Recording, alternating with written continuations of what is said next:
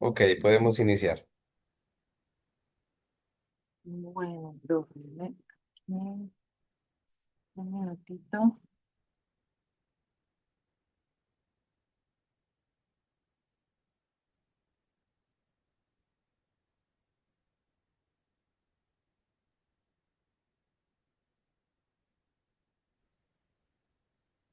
¿Listo? Bueno, yo hice bueno, mi nombre es Ángela Valle, soy residente de primer año y vamos a hablar sobre, pues el título había quedado como osteoporosis y enfermedades metabólicas porque así se llamaba como tal el segmento de la charla, pero pues igual vamos a centrarnos en hablar sobre osteoporosis, ¿listo? Entonces, ahí había hecho como una introducción de lo que eran las enfermedades metabólicas y pues se hablaban que era un grupo heterogéneo de entidades que afectaban de forma difusa la masa y la microestructura de los huesos. Estas enfermedades metabólicas podrían estar causadas tanto por deficiencias nutricionales como por trastornos metabólicos o adquiridos o incluso por trastornos genéticos. Dentro de estas se incluían pues lo que era la osteoporosis, la enfermedad de Payet, el raquitismo, la osteomalacia, la osteodistrofia ósea, que es secundaria a una enfermedad renal crónica, pero de todas estas la que es más frecuente es la osteoporosis.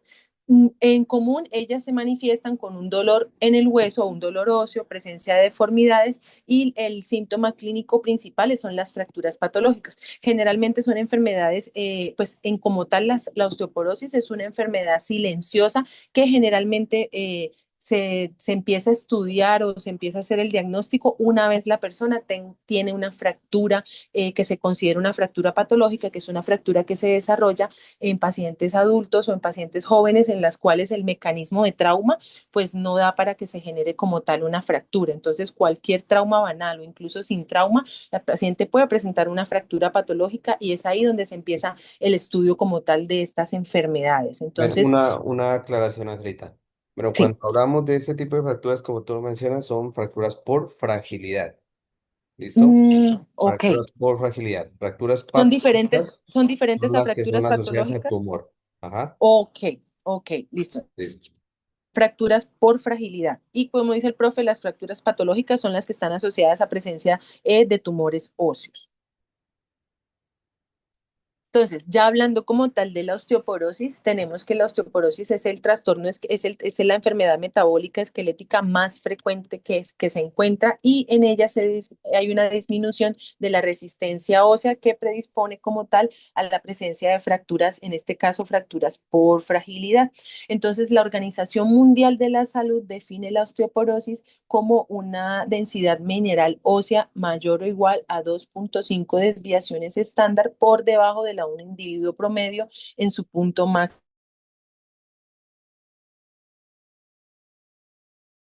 Medida. También hay otros términos, entre ellos incluimos la osteopenia o la baja densidad ósea, que es, según la Organización Mundial de la Salud, una densidad mineral ósea entre -1,1 y -2,4 desviaciones estándar. Dentro de las consecuencias o las principales complicaciones frecuentes de la osteoporosis, pues como ya lo mencioné, las fracturas por fragilidad, pero también incluyen dolor en los huesos, pérdida de la estatura o de la talla de la persona y pues la presencia de deformidades físicas. El concepto de resistencia ósea es fundamental ya que para comprender este trastorno es importante saber que la osteoporosis disminuye la resistencia ósea y ahí es donde se producen pues estas fracturas por fragilidad o fracturas patológicas. Bueno, aquí hay que hacer una claridad. Es la ¿Sí? densitometría menor a -2,5. ¿Listo? Por Mm, debajo de -2,5. por debajo de menos Negativo. 2,5. Listo, profe. Entonces, dentro de la epidemiología, es como ya lo dije, es la enfermedad ósea metabólica más común y aproximadamente el 50% de las mujeres blancas van a sufrir una fractura relacionada con la osteoporosis a lo largo de su vida. Este riesgo es mayor en los pacientes que tienen de pronto alguna comorbilidad asociada, como alguna lesión tipo cáncer de mama o algún accidente cerebrovascular. Además, también 1 de cada 5 hombres va a sufrir una fractura relacionada con la osteoporosis. Con esto vemos que no solo la osteoporosis es una enfermedad que sea propia de las mujeres, sino que también puede presentarse en hombres. Dependiendo de la etnia, la geografía, pues las fracturas osteoporóticas van a variar significativamente. Entonces, dentro de estas fracturas osteoporóticas vamos a encontrar fracturas de radio distal, fracturas de cabeza femoral, fracturas vertebrales o fracturas en cualquier otra parte, en cualquier otro hueso. Y dentro de estas fracturas, la columna vertebral es el sitio más común de presencia de fracturas osteoporóticas y en segundo lugar tenemos el fémur. En cuanto a la tasa de fracturas, esto puede variar dependiendo del tamaño óseo, de la raza, incluso aquí hablaba que las personas de raza negra tienen un menor riesgo de sufrir una fractura osteoporótica versus las personas de raza blanca y pues también varía mucho dependiendo de la geografía y dependiendo pues de la dieta que tienen estos pacientes. Dentro de la fisiopatología como tal de la osteoporosis encontramos que es una enfermedad multifactorial y se presenta en un desequilibrio en el ciclo del remodelado óseo, donde la resorción supera la formación de hueso nuevo. Encontramos dos tipos de osteoporosis, una osteoporosis primaria, que es la posmenopáusica, que pues generalmente es asociada pues a las mujeres, y la tipo 2 o senil, que pues puede presentarse tanto en hombres como mujeres. Y tenemos una osteoporosis secundaria, que es el resultado de enfermedades o ciertos medicamentos. Entre ellos podemos encontrar, como ya lo habíamos mencionado, los glucocorticoides, que también pueden aumentar el riesgo de fracturas patológicas. Y dentro de las enfermedades, pues podemos encontrar enfermedades de enfermedades renales crónicas o enfermedades que tengan que ver, por ejemplo, con el mecanismo de acción de la hormona paratiroidea, como el hiperparatiroidismo primario o secundario, que también nos pueden desencadenar el resultado de una osteoporosis secundaria.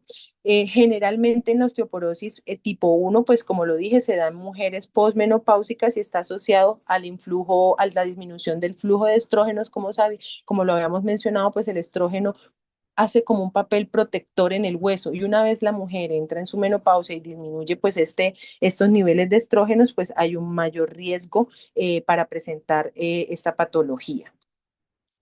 Dentro de las manifestaciones clínicas como tal de la osteoporosis se caracteriza porque es una enfermedad silenciosa. Las personas con osteoporosis no presentan pues como un síntoma en específico, pero pueden haber algunas características o algunos síntomas que puedan sugerir que se esté presentando la enfermedad. Entre ellas el dolor lumbar, un dolor lumbar persistente sin necesidad de tener ningún trauma. Dentro de ellos también la pérdida de la altura. Generalmente estos pacientes producen fracturas por acuñamiento y pues varias fracturas por acuñamiento hacen que se pierda la altura de los cuerpos vertebrales, que se va a evidenciar pues en una pérdida de altura. Y además de estas fracturas por acuñamiento o estas lesiones en la columna lumbar, pues también van a producir deformidades cifóticas que pueden ser vistas en el examen físico del paciente.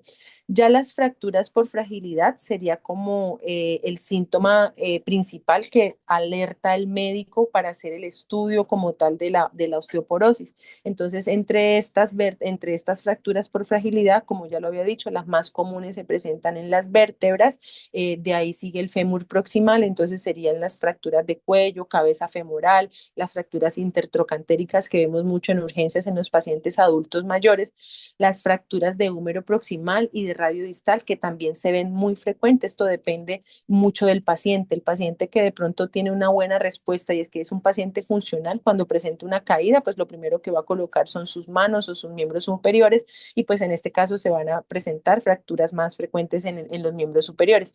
Teniendo en cuenta esto, pues pacientes de pronto que tienen una poca demanda funcional o que de pronto presentan una caída y no tienen una buena respuesta, pues van a presentar directamente golpes en los miembros inferiores y pues se pueden presentar estas fracturas por, a nivel de la parte de los miembros inferiores. En cuanto a, en cuanto a la... Se me fue aquí. Entonces, El diagnóstico de estos pacientes, nosotros podemos tomar, o sea, nosotros generalmente el diagnóstico de la osteoporosis se realiza realizando la medición de la densidad mineral ósea, que generalmente se hace con una osteodensitometría ósea. Y como ya lo habíamos mencionado, el diagnóstico según la OMS es una puntuación menor o igual a 2.5 desviaciones estándar correspondiente a ciertas localizaciones del hueso y pues dependiendo de la edad, entre los 20 y los 30 años, que normalmente debería tener un paciente en ese tipo de hueso. Hay ciertos hallazgos que se pueden ver en la radiografía, aunque la radiografía no es un método diagnóstico para la osteoporosis porque pues hay que calcular como tal la densidad mineral ósea. La radiografía sí nos puede mostrar la osteopenia o la disminución del volumen o, de la o evidenciarnos la pérdida ósea y esto nos haría sospechar que el paciente puede estar cursando con una osteoporosis. Sin embargo, pues también hay ciertas patologías como es la osteopenia, como ya lo habíamos mencionado, que es una desviación estándar entre 1.1 y menos 2.4 desviaciones estándar, que también la podemos ver en una radiografía. Como ya lo había dicho, estos pacientes generalmente pueden presentar en el examen físico pérdida de la altura, deformidades en la columna lumbar, ya sean cifosis o escoliosis, y también presentan dolor. El más frecuente, pues aparte del dolor óseo en ciertas localizaciones donde se pueden presentar fracturas por fragilidad, también hay presencia de dolor lumbar. Entonces, en estos pacientes que de pronto adultos mayores que ya llevan varias semanas o meses con un dolor lumbar, aún así sin presentar ningún trauma ni nada, pues sería mandatorio tomar algún tipo de examen, en este caso una radiografía, donde podríamos evaluar la presencia de una fractura patológica, teniendo en cuenta que pues las más frecuentes son las de la parte de vértebras lumbares. Entonces, siendo así, ya hablando como tal del tratamiento, el tratamiento incluye, antes de las medidas farmacológicas, tenemos ciertas medidas no farmacológicas. Entre ellas, pues tenemos el ejercicio y el estilo de vida saludable. Entonces, pacientes que realizan actividad física, actividad cardiovascular, actividad con pesas, pues van a tener una mayor masa muscular con respecto a pacientes que no lo realizaron. Y dentro de los estilos de vida saludable, pues se hablan de una dieta rica en calcio, en vitamina D, pues sabemos que el calcio y la vitamina D están muy influenciados para el metabolismo óseo. Entonces, una persona que tenga una buena dieta, que realice de pronto ejercicio, no va a tener tanta osteopenia o no va a desarrollar tanta osteoporosis como los pacientes que no lo realizan.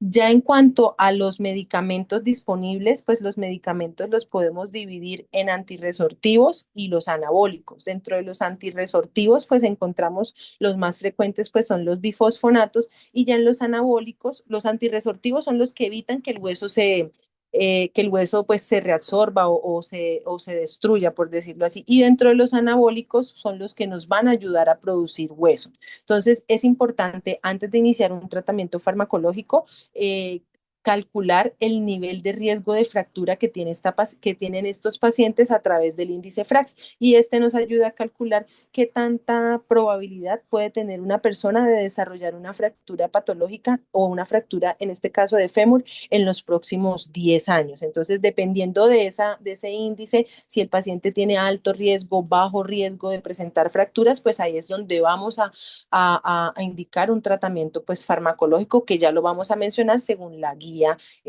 americana del manejo de la osteoporosis.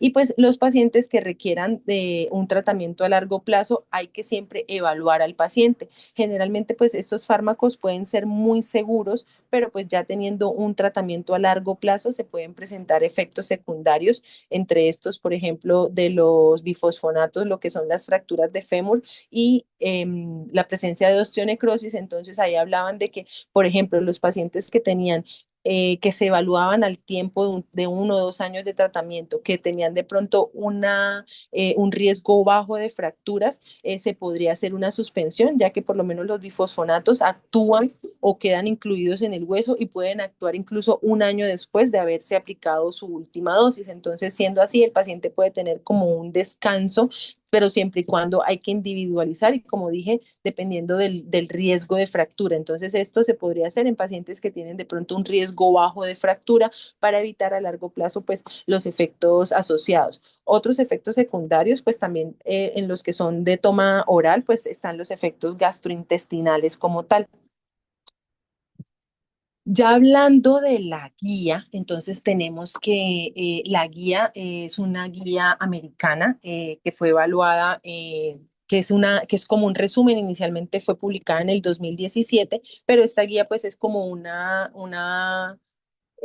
actualización y pues incluyen dentro de los tratamientos evaluados lo que son los bifosfonatos, el denosumab, la teriparatida y el romosumab, que es un inhibidor de la esclerostina, y el SERMs, que en este caso son los inhibidores de los receptores estrogénicos. Entonces, dentro de los bifosfonatos orales tenemos que tienen muchos efectos adversos, entonces muchas veces son poco usados. Dentro de ellos tenemos el alendronato que se utiliza, que se administra de forma semanal, tenemos el risendronato que se puede administrar semanal o mensual y tenemos el ivandronato que se puede administrar de forma mensual. Esos son los orales. Como lo dije, los medicamentos orales en cuanto a los bifosfonatos tienen de pronto muchos efectos gastrointestinales que hacen que su uso pues se vea disminuido y se usen más los medicamentos de pronto que son de una sola dosis anual o en este caso los medicamentos que son aplicados de forma endovenosa. En este caso tenemos el ácido soledrónico que se utiliza una dosis de 5 miligramos una sola vez al año y el ivandronato que se utiliza una dosis de 3 miligramos cada 3 meses. Esto lo que hace es ayudar a la adherencia al tratamiento, pues es un tratamiento que el paciente no tiene que estar tomando pastillas todo el tiempo, no va a tener esos efectos gastrointestinales y como lo dije, poseen efectos incluso después del año de aplicación. Entonces, en este caso, dentro de los bifosfonatos que pueden ser de pronto más utilizados y que el paciente tiene mejor adherencia son el ácido soledrónico y el ivandronato. Dentro del denosumab tenemos que el denosumab es un anticuerpo totalmente humanizado contra el rank L y se aplica de forma subcutánea 2 veces al año. Eso también ayuda pues a la adherencia al tratamiento, pero como lo voy a mencionar más adelante, comparando los bifosfonatos con el denosumab, pues el precio es bastante significativo. Entonces, hay pacientes, por ejemplo, hablaban que los pacientes en Estados Unidos, que pues aquí en Colombia tenemos un seguro que nos da de pronto el medicamento, pero en otros países donde el paciente es el que tiene que costear el medicamento, pues muchas veces tienen para la primera inyección y después del tratamiento y después de esa primera inyección no tienen cómo lograr continuar el tratamiento porque son medicamentos de pronto que pueden ser costosos, incluso hablaban hasta de $22,000 al año en el uso de estos tratamientos. Ya dentro de los anabólicos encontramos, esos primeros eran los antirresortivos y ya dentro de los anabólicos pues encontramos la teriparatida, que es un análogo recombinante de la PTH, y encontramos el romosumab, que como lo dije, es un anticuerpo contra la esclerostina.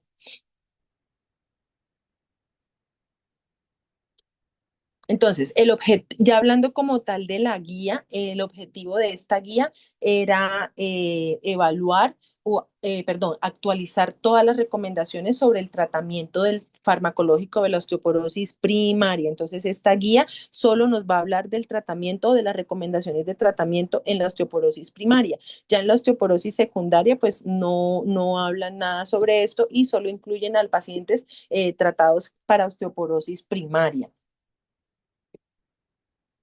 Eh, Dentro de la población que se estudió dentro de esta guía eran todos los adultos que presentaban osteoporosis o masa ósea baja y como lo dije, eran pacientes con osteoporosis primarias. Entonces, en esta guía no se incluyen todo lo que son osteoporosis de causa secundaria. Y pues dentro de estas intervenciones, pues evaluaron todos los fármacos que se acabaron de mencionar, entre los bifosfonatos, el denosumab, la teriparatide y el romosumab. Entonces, dentro de la importancia de esto es que a medida que pasan los años, la población ha aumentado ¿cómo se dice? como ay, se me fue la palabra, como la edad de vida de la persona. Normalmente antes las personas pues morían o tenían de La pronto expectativa de una vida. expectativa de vida. Gracias, profe, que se me fue la palabra. Ante el aumento de la expectativa de vida, pues claramente los pacientes adultos mayores van a vivir mucho más, entonces van a haber muchos más pacientes con osteoporosis. Entonces, ¿cuál es la importancia de tratar la osteoporosis? Pues para disminuir como tal el riesgo de las fracturas tanto de cadera como de columna. Sabemos que estas fracturas pueden generar alta morbimortalidad y discapacidad, y no solo eso, hablaba también que, por ejemplo, en Estados Unidos, el manejo como tal de estas fracturas, tanto de cadera como de columna, llevaban a un alto costo en la parte de salud pública. Entonces, es importante de pronto, cuando se logre identificar estos pacientes, iniciar un tratamiento, no solo para evitar, como lo dije, mortalidad y morbimortalidad y disminuir discapacidad, sino también ayudarle un poco como al sistema de salud, disminuyendo pues el costo de lo que son el manejo de estas fracturas, la rehabilitación de estas fracturas y todo lo que lleva y todo lo que conlleva tener una fractura de fémur o una fractura de columna. Entonces, dentro de los fármacos evaluados, entonces hablaban de los bifosfonatos. Los bifosfonatos habían mostrado evidencia en reducir fracturas tanto de cadera, fracturas vertebrales y fracturas a nivel de cualquier hueso. Entonces, hablaban de que eran unos medicamentos de muy bajo costo, podrían tener un tratamiento, si eran genéricos, más o menos unos $39 al año, y dentro de los riesgos, pues eran unos riesgos que eran muy infrecuentes. Entonces hablaban de la osteonecrosis y las fracturas atípicas, generalmente fracturas en el fémur. Entonces, dentro del balance riesgo-beneficio, el bifosfonato mostraba como el beneficio más favorable teniendo en cuenta el riesgo. Entonces hablaban de unas tasas de osteonecrosis del 0.01 al 0.3%. Entonces ahí hablaban de que el riesgo era muy bajo y que los medicamentos comparado con el riesgo ofrecían pues una alta disminución de estas fracturas antes mencionadas, cadera, vértebras y cualquier fractura en cualquier localización del cuerpo, lo que hacía pues que claramente el paciente tuviera una mejor calidad de vida, tuviera una mejor funcionalidad y pues no fuera a tener de pronto ningún aumento en morbimortalidad presentando alguna de estas lesiones. Entonces, dentro de estos,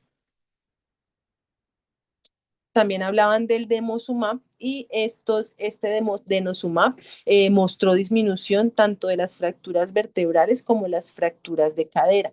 Ahí hablaban de que eran unos medicamentos muy costosos que más o menos podrían llevarse tratamientos en Estados Unidos hasta $20,000 al año, y es un medicamento que al ser un antirresortivo y al ser de pronto por su mecanismo de acción, el fármaco una vez se suspende puede aumentar el riesgo de producirse una fractura y puede tener un efecto rebote. Entonces esto era de pronto importante en los pacientes que de pronto se hacía suspensión del medicamento, hacer una terapia combinada adicionando de pronto el mismo bifosfonato para disminuir este riesgo de fracturas al suspender el medicamento. Ya hablando pues como tal de la teriparatide, que era el análogo de la PTH, o el romosozumab, que era ¿qué?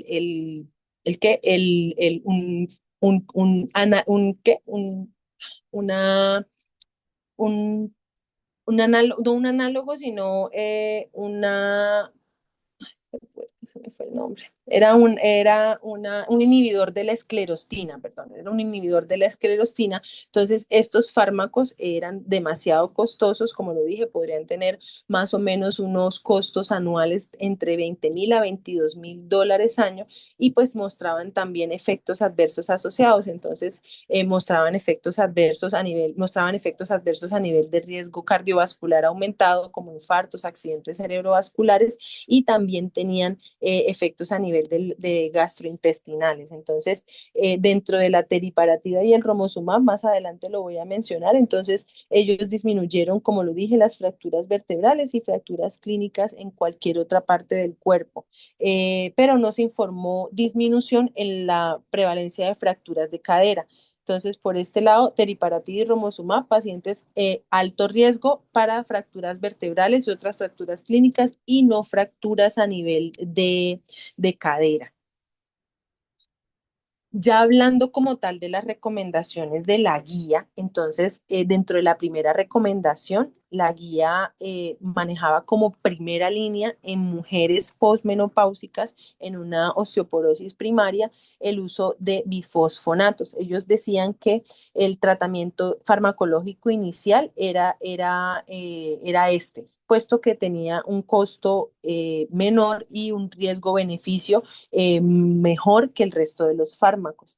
Esta evidencia era bastante fuerte en mujeres, pero también hablaban de que los bifosfonatos eran también el manejo de primera línea en los hombres con una osteoporosis primaria. Sin embargo, estos efectos en los estudios que se han realizado no fueron tan significativos, pero pues lo que hacían era como extrapolar los resultados de las mujeres en los hombres y pues se dieron cuenta de que podía usarse como primera y segunda línea para el manejo de la osteoporosis tanto para hombres como mujeres. Entonces, de esto hablaban de que en las mujeres posmenopáusicas y en los hombres con osteoporosis, los bifosfonatos presentaron un equilibrio más favorable entre los riesgos, beneficios, el precio y las preferencias del paciente. Entonces, como lo vimos, algunos bifosfonatos tienen una aplicación mensual o semestral, lo que evita estar tomando de pronto medicamentos todos los días, entonces aumentó como la adherencia al tratamiento. Pero como lo dije, dentro de estos efectos secundarios estaba también la osteonecrosis y la presencia de fracturas femorales o fracturas subtrocantéricas atípicas. Entonces aquí recomendaban, por ejemplo, en estos pacientes que llevaban más de 2, 3 años de tratamiento con los bifosfonatos, reevaluar el riesgo de fractura. Y si eran pacientes que tenían un riesgo de fractura bajo, la recomendación era suspender el medicamento, puesto que los bifosfonatos tenían efecto incluso un año después de su última aplicación. Entonces el paciente igual dejaba de recibir el medicamento, se disminuían los efectos adversos, pero seguían como tal teniendo la protección de este medicamento que se había visto que disminuía fracturas tanto vertebrales, no vertebrales, en este caso en cualquier localización, y fracturas de cadera. Entonces, esta guía recomendaba como primera línea de manejo en mujeres posmenopáusicas con osteoporosis y en hombres con osteoporosis primaria el inicio de bifosfonatos. Ya quedaba a consideración del médico qué tipo de bifosfonato usar, pero como lo dije, los bifosfonatos orales presentan un altos efectos a nivel gastrointestinal, entonces se prefería el uso de los medicamentos inyectables o en este caso que se aplican cada 3 o cada 6 meses, como el ácido zoledrónico. La segunda recomendación que daban en la guía, los pacientes que presentaban alguna intolerancia a los bifosfonatos, ya sea por mayores efectos gastrointestinales o que presentaban poca tolerancia a este medicamento, dentro de la segunda línea, el principal era el denosumab. Entonces, dentro de esto hablaba que en las mujeres había una evidencia moderada para la disminución de fracturas tanto vertebrales como de cadera y no vertebrales, y en los hombres mostraba una baja evidencia. La mayoría de estudios o de revisiones sistemáticas que hay sobre el tratamiento de osteoporosis es en mujeres. Hay muy pocas guías en los hombres y generalmente ellos lo que hablaban era de que se extrapolaban los resultados de las revisiones que se realizaban en las mujeres a los hombres y pues se habían dado cuenta de que sí, había mejoría en cuanto al riesgo de fracturas. Dentro de estas, pues cuando el paciente usaba el denosumab y los bifosfonatos al mismo tiempo, se aumentaba el riesgo de los efectos secundarios, en este caso aumentaba el riesgo de la osteonecrosis y de las fracturas subtrocantéricas. Entonces, era importante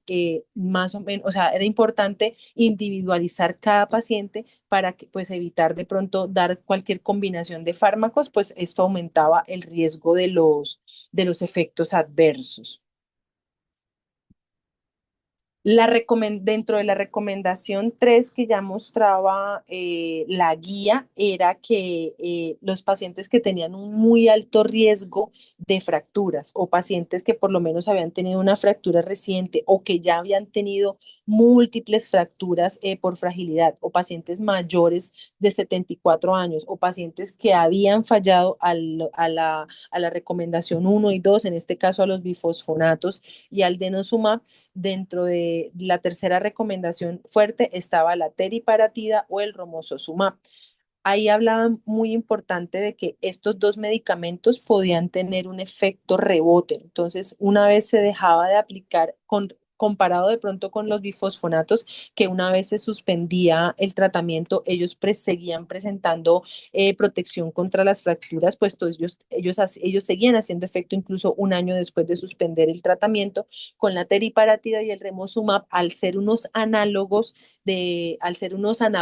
perdón, unos medicamentos anabólicos, ellos van a ayudar a producir hueso. Entonces, la densidad ósea se va a mejorar porque se está consumiendo el medicamento. Entonces, en el momento en que el medicamento es suspendido o se deja de aplicar, pues esa densidad mineral ósea va a volver a bajar, incluso va a bajar más de lo que estaba previamente al inicio del medicamento. Entonces, ellos ahí recomendaban que los pacientes que eran de muy alto riesgo, que eran manejados con teriparatida o romosozumab, después de suspender el tratamiento por X o Y razón, se debía continuar con el uso de bifosfonatos para evitar estos efectos rebotes y evitar que hubiesen de pronto alguna fractura asociada a la suspensión de estos medicamentos. Entonces, la evidencia demostró que después de 24 meses de tratamiento con la teriparatida o el romosumab, se superaron solo los riesgos en las mujeres posmenopáusicas. Entonces, este tratamiento tiene una evidencia buena, por decirlo así, en las mujeres, pero pues en los hombres, como ya lo había dicho, son muy pocos los estudios que hay en cuanto a los efectos o a los beneficios que tiene a la hora de reducir las fracturas. Entonces, lo más importante que reforzaban en la guía era que como después de utilizar estos medicamentos, después de evaluar cada paciente y definir si pues el paciente se beneficiaba o no del tratamiento, había que hacer una terapia puente o había que usar también los bifosfonatos. Entonces, estos medicamentos, la teriparatida redujo el riesgo de cualquier fractura y de fracturas vertebrales. No mostraba tanta evidencia en la disminución de fracturas de cadera. Entonces, hablaba más disminución del riesgo de fracturas vertebrales y de fracturas en cualquier otro lado, comparado pues con el placebo. Y ya como tal para el romosumab, hablaba también de lo mismo, una disminución de las fracturas a nivel de cualquier hueso o de la columna vertebral, pero pues en cuanto a la disminución de las fracturas de cadera o las fracturas de fémur, el efecto pues no era tanto como los bifosfonatos. Entonces, por este lado, pues siempre o sea, dentro de estos medicamentos, los bifosfonatos tenían como una mayor evidencia y una mayor disminución de lo que eran las fracturas de cadera. Esto lo hace pues unos medicamentos que pueden ser de pronto muy utilizados y como ya se había mencionado, teniendo en cuenta sus bajos efectos adversos y su gran tolerancia, siempre y cuando sean los que se aplican subcutáneos o endovenosos, eran de muy buen uso y eran los principales usados de primera línea. Pero entonces, como ya lo dije, si no eran candidatos a los bifosfonatos, ya sea por intolerancia y aparte de eso, no toleraban tampoco el denosumab, dentro de la tercera recomendación estaban estos dos, pero pues ellos hablaban de que los costos comparados con los bifosfonatos eran muy altos, entonces que había que identificar qué pacientes eran los que se beneficiaban de este tratamiento. Entonces hablaban como tal pacientes con múltiples fracturas, pacientes con mayores de 70 años con edad avanzada o que habían fallado el tratamiento a la recomendación 1 y a la recomendación 2.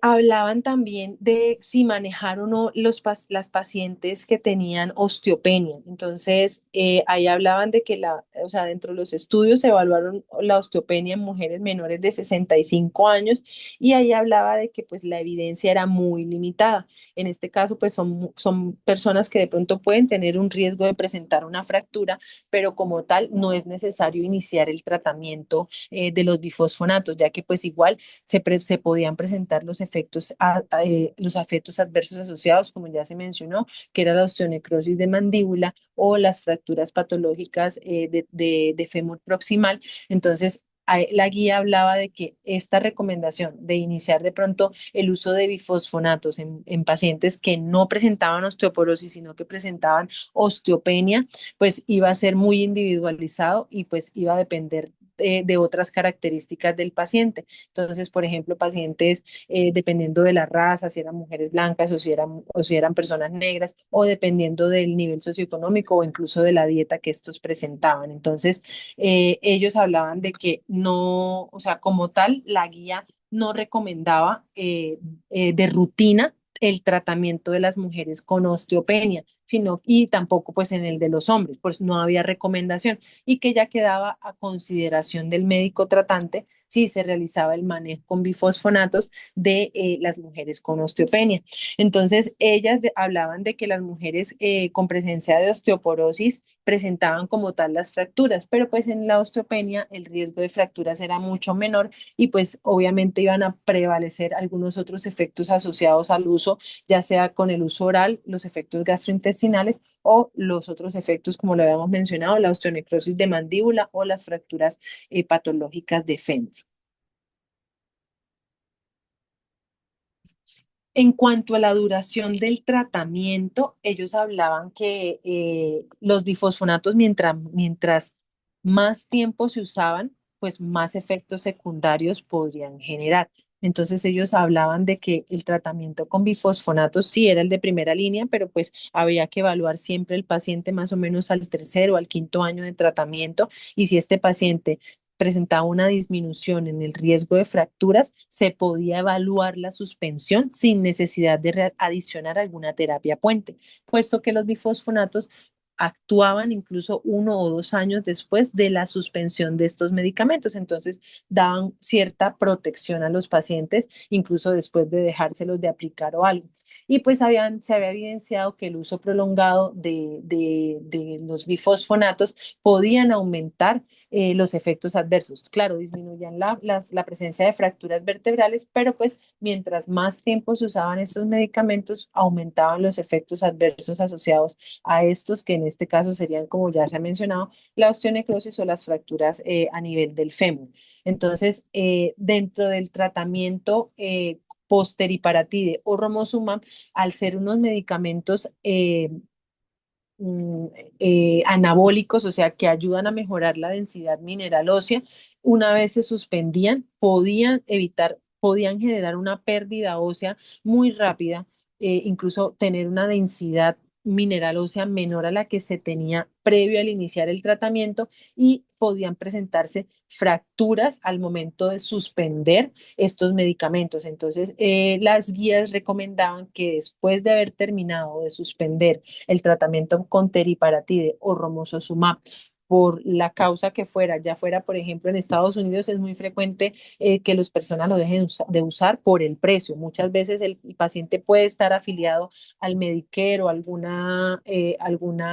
seguro médico que le puede dar el medicamento, pero pues por X o Y razón el paciente ya no está afiliado a ninguna póliza o a ningún seguro médico y si es del bolsillo del que pues lo tiene que costear, son medicamentos muy costosos y hablaban que era muy frecuente que los pacientes suspendieran estos medicamentos, no tanto por los efectos adversos, sino por el precio de estos medicamentos. Entonces, que era muy importante en estos pacientes que se suspendían estos dos medicamentos, la teriparatida o el romosozumab, y usar una terapia puente con bifosfonatos. Entonces, antes de suspender esos medicamentos, iniciar el bifosfonato y esperar por lo menos los primeros 2, 3 meses para poderlos suspender, puesto que, como les dije, se aumentaba el riesgo de estas fracturas por fragilidad.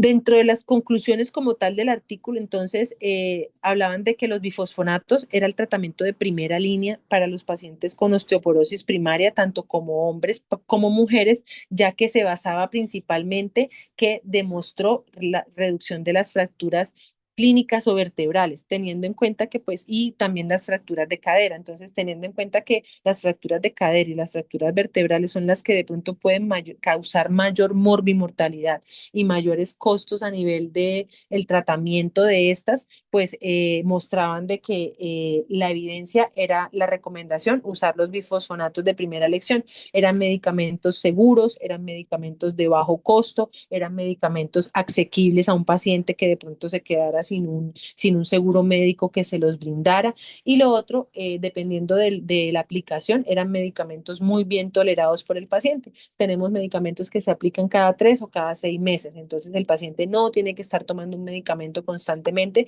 sino simplemente realizarse una aplicación subcutánea. Hablaban de que el tratamiento pues debía de ser individualizado teniendo en cuenta el riesgo de fracturas, como ya habíamos hablado, si el paciente tiene muy alto riesgo de presentar una fractura, si es un paciente mayor de 75 años y si es un paciente que de pronto ya ha presentado muchas fracturas por fragilidad, pues se recomendaba el uso de anabólicos, pero pues teniendo en cuenta los costos y los posibles efectos adversos que pudieran presentar estos, entre ellos la teriparatide y el romosozumab, los efectos a nivel cardiovascular con aumento en las enfermedades cardiovasculares, ya sea por infarto o accidentes cerebrovasculares. Y también los efectos a nivel gastrointestinal. Estos medicamentos también tenían altas tasas de efectos gastrointestinales que podían incluso llevar al paciente a su suspensión. Y pues ahí hablaban de que las terapias anabólicas, como ya lo mencioné, eran las recomendadas en los pacientes de alto riesgo de fracturas. Entonces, las terapias anabólicas, teriparatide y romosozumab, no están como tal dentro de la primera línea de tratamiento y se deben de dejar e individualizar dependiendo del paciente, no solo por el costo, sino también por el riesgo que producen a su suspensión. Muchos pacientes de pronto no tienen el conocimiento y pues suspenden el medicamento, no tienen de pronto un buen control médico y van a presentar mayor riesgo de tener una fractura que si de pronto no hubiesen tenido el tratamiento con esto. Entonces, dentro de estas conclusiones, entonces los costos mostraron que los bifosfonatos eran la opción menos costosa y presentaba muchas facilidades al paciente en cuanto a las vías de administración y las frecuencias de la administración. Entonces, podían ser vías subcutáneas, principalmente subcutáneas. Entonces, en esto, la frecuencia del medicamento era muy importante para la adherencia al manejo. No era lo mismo, pues, tomarse un medicamento todos los días o por lo menos el romosozumab, que tenía que hospitalizarse al paciente para poder realizar la aplicación de este medicamento, pues era endovenoso y pues esto aumentaba muchísimo más los costos. Entonces hablaban de que primero bifosfonatos era la primera elección, pacientes con osteoporosis primaria, mujeres u hombres. Dentro de la segunda elección, como ya lo habíamos dicho, el denosumab, que era utilizado en los pacientes que tenían alguna intolerancia a los bifosfonatos, eh, ya sean gastrointestinales o dependiendo del paciente.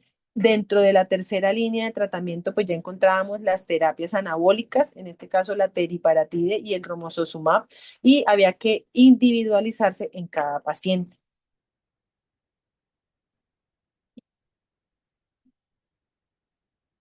Y eso era lo que les quería hablar hoy, eso era un resumen principal de la guía americana para el manejo de la osteoporosis. Gracias. Bueno, muy bien. Algunas ideas clave que considero que son importantes y que las tengan en cuenta es como usted muy bien lo mencionó. Entonces, cuando hablamos de la osteoporosis, podemos decir que es una enfermedad silente, que básicamente nuestra función como ortopedistas es tener en cuenta o conocer todos aquellos factores de riesgo para sospecharla. ¿Listo? Ya que la primera sintomatología que nos puede dar es una Es una fractura fractura. ya por fragilidad, ¿cierto? Aumentando la morbimortalidad de los pacientes y aumentando los costos para el sistema de salud. Entonces, nuestra tarea clave es sospecharla. Entonces, ¿cuáles son nuestros dos grupos poblacionales estándar a tener en cuenta? Entonces, mujeres posmenopáusicas mayor de 65 años. En este grupo poblacional deberíamos hacer un tamizaje. ¿Listo? Y hombres mayores de 70 años. Acordémonos que el hombre, casi que uno de cada cinco hombres puede tener osteoporosis y a veces este grupo poblacional no lo tenemos muy en cuenta. ¿Ok? Sí. Esos son como los dos grupos grandes que vamos a tener. Cuando hablamos de la clasificación de la osteoporosis, podemos hablar que hay una osteoporosis primaria y una osteoporosis secundaria, que es muy importante definirlas y delimitarlas porque nuestro abordaje, tanto terapéutico como diagnóstico, va a ser diferente. Entonces, ¿en quiénes sospechamos una osteoporosis primaria? En la que hablamos Mujeres femeninas, posmenopáusicas. posmenopáusicas mayores de 65 años o masculinos mayores de 70 años. Pero, por ejemplo, si tenemos un paciente joven, 40 años, sexo masculino, que encontramos que presentó una fractura por fragilidad, posiblemente este paciente se encuentre ante una osteoporosis secundaria, ¿cierto? ¿Cómo sería nuestro abordaje diagnóstico? Entonces, ¿qué deberíamos hacer? Entonces, la densitometría ósea pues va a ser nuestro gol estándar, ¿cierto? Entonces deberíamos pedir densitometría ósea. ¿Qué exámenes que de pronto no los mencionamos deberíamos solicitar? Entonces de entrada, pensando en una osteoporosis primaria, lo que Niveles de necesitamos hidróxido. sería niveles de calcio y vitamina D, ¿cierto? Eso sería suficiente si sospechamos una osteoporosis primaria. Pero si por el contrario pensamos en que puede ser una osteoporosis secundaria, allí sí nuestro abordaje diagnóstico va a ser mucho mayor. Entonces, ¿qué podríamos solicitar? Un cuadro hemático, ¿sí? Que se puede haber alterado tanto la línea roja como las plaquetas y los leucos en enfermedades como por ejemplo las leucemias, los linfomas, el mieloma múltiple, ¿sí? La creatinina en los pacientes que pueden estar presentando una osteoporosis secundaria, una falla renal, los niveles de calcio y vitamina D que ya los mencionamos. En pacientes que puedan tener una alteración o una insuficiencia hepática, pues vamos a solicitar transaminasas. Recuerden que todo el metabolismo de la vitamina D se produce a nivel hepático en su primera hidroxilación, ¿sí?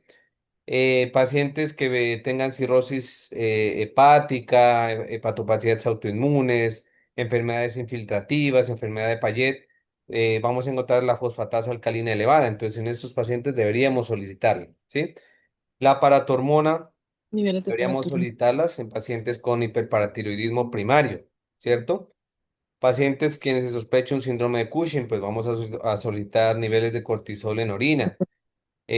Pacientes quienes sospechamos una mala absorción intestinal, por ejemplo, una enfermedad celíaca, pues podemos solicitar algunos tipos de anticuerpos como los antigliadina, etcétera. Entonces, es muy importante que enfoquemos bien a nuestros pacientes. ¿Listo?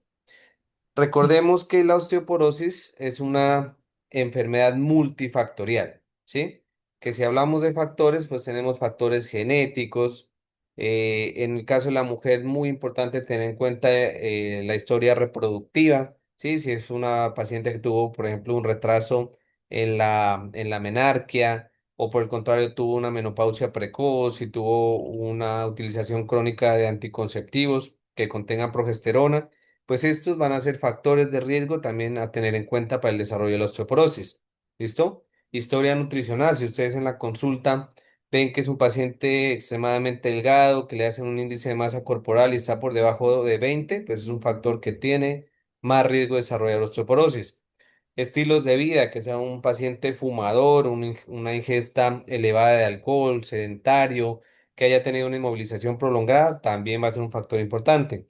En la secundaria, los pacientes que tienen uso de Consumo de medicamentos glucocorticoides. corticoides principalmente. Pero miren que hay algunos medicamentos que a veces no los tenemos en cuenta y son muy frecuentes su uso. Por ejemplo, el uso crónico de inhibidores de la bomba de protones, ¿sí? El omeprazol. Metabólicos. ¿Cuánta gente que utiliza el omeprazol de manera crónica? Y este es un factor de riesgo también para desarrollar la osteoporosis, ¿sí? Fenobarbital, la fenitoína, pacientes con epilepsia también tienen mayor riesgo. los que utilizan litio, algunos anticoagulantes, inhibidores de la recaptación de serotonina, o sea, son varios medicamentos que pueden predisponer, ¿sí? Sí. La diabetes, el hipogonadismo, el síndrome de Cushing, la artritis reumatoidea, todas estas enfermedades también nos pueden predisponer. Entonces, esa es nuestra clave, poder detectar factores de riesgo y definir qué pacientes vamos, ya sea aplicar la escala FRAX o vamos de una vez a tamizarlos mediante la utilización de una densitometría. ¿Listo? Sí. Entonces, no olvidarnos de la escala FRAX, que es una escala que está validada en varios países, tiene en cuenta la etnia, tiene en cuenta la zona geográfica donde se desarrolla y hace una valoración como muy específica de sus pacientes, que incluso nos puede dar un nivel de riesgo de desarrollar la fractura, como usted lo dijo, a 10 años, incluso Ujú. sin la utilización de la densitometría. Entonces, por ejemplo, si estuviéramos en una zona alejada, donde tenemos dificultades en acceso o en la toma de densitometría, pues la escala FRAX tiene una gran capacidad para detectar esos pacientes que tienen alto riesgo y que si de pronto el riesgo es muy alto, podríamos iniciar el tratamiento farmacológico incluso sin tomar una densitometría. Entonces miren que es una escala gratuita, ahí ustedes en la aplicación la pueden encontrar, ahí les da datos geográficos de la zona donde estén y hace una valoración muy completa de estos pacientes, ¿sí? Entonces, para que nos quede claro cómo se interpreta la escala FRAX, entonces tenemos tres grupos poblacionales grandes. Los pacientes de, bueno, él tiene en cuenta dos criterios, ¿no? El FRAX para fracturas mayores, es decir, columna vertebral, cadera, antebrazo y húmero proximal, y el riesgo de fractura netamente de cadera. Entonces, ¿cómo lo interpretamos? Entonces, paciente de bajo riesgo va a ser aquel que tenga un FRAX para fractura mayor menor del 10%. ¿Listo? Y para fractura de cadera menor del 3%. Ese paciente posiblemente no requiera una terapia farmacológica. Pacientes de riesgo intermedio. Entonces, FRAX para fractura mayor entre un 10 a un 20%. Y para fracturas de cadera eh, eh, bueno, usualmente el riesgo intermedio solo maneja para fracturas mayores, ¿sí? Y ya se define si requiere o no tratamiento con la utilización o con la medición de los factores de riesgo que les mencioné anteriormente. Y tenemos el tercer grupo poblacional que son los pacientes de alto riesgo, que son los que van a requerir tratamiento farmacológico, que son escala FRAX para cirugía mayor, mayor del 20%, que no se les olvide. Escala FRAX mayor del 20% para, para fractura mayor o para fracturas de cadera mayor o igual al 3%. ¿Listo? Esos pacientes, así tengan una densitometría ósea que les dé, por ejemplo, en osteopenia, deben ser manejados farmacológicamente. Por ejemplo, tenemos un paciente de 68 años, femenina, con un test score de -1.8, ¿sí? Pero que aplicamos una escala de Frax y nos da, por ejemplo, para fractura mayor 18% y para fractura de cadera 3.6%. Esa paciente debe recibir terapia farmacológica porque el riesgo de fractura a 10 años es mayor. Entonces, no necesariamente la densitometría va a ser la que nos va a definir qué paciente requiere o no tratamiento. Entonces, básicamente, a quienes deberíamos tener en cuenta son pacientes con densitometría ósea menor de 2 menos 2.5, deberíamos tratarlos, ¿cierto? Pacientes con densitometría menor de -1 o menor de -2.5 con una fractura por fragilidad previa. Ese paciente requiere tratamiento. O pacientes con una escala FRAX para fractura mayor, mayor del 20 o mayor de 3.5 para fracturas de cadera. Entonces, esos tres grupos poblacionales son básicamente los que no vamos a tener discusión y debemos iniciar tratamiento farmacológico, que usted muy bien nos explicó y que la guía nos muestra todos los beneficios y las ventajas y desventajas y factores de riesgo de cada uno de los medicamentos con los que contamos en la actualidad. ¿Listo? Sí. Em, para terminar, bueno, cuando analizamos la densitometría ósea, recuerden que hay dos grupos a tener en cuenta. Uno que es el T-score y el otro que es el Z-score. ¿Listo? El T-score tiene en cuenta un grupo poblacional estándar, que es cuando tenemos la masa mineral ósea de mayor calidad, que somos personas de aproximadamente los 30 años, ¿sí? 20 o 30 Entonces, años. exacto, compara la densidad mineral ósea del paciente con la de un adulto joven y sano, es decir, aproximadamente 30 años. Mientras que el Z-score lo hace con las personas de la misma edad y del mismo sexo. ¿Listo? Entonces el criterio es con el T-score menor de -2,5, pero si por ejemplo utilizamos el Z-score, sería menor o igual a -2,0. ¿Listo? Sin embargo, pues las guías, la americana y la mayoría lo que recomiendan es continuar utilizando el T-score, pero en algunos artículos ustedes lo pueden encontrar así y la idea es que no se confundan con esa terminología. ¿Listo? Listo. Bueno, muy bien, muy buena charla, los felicito. Profe, Perfecto, profe. yo tengo una duda, o sea, esta guía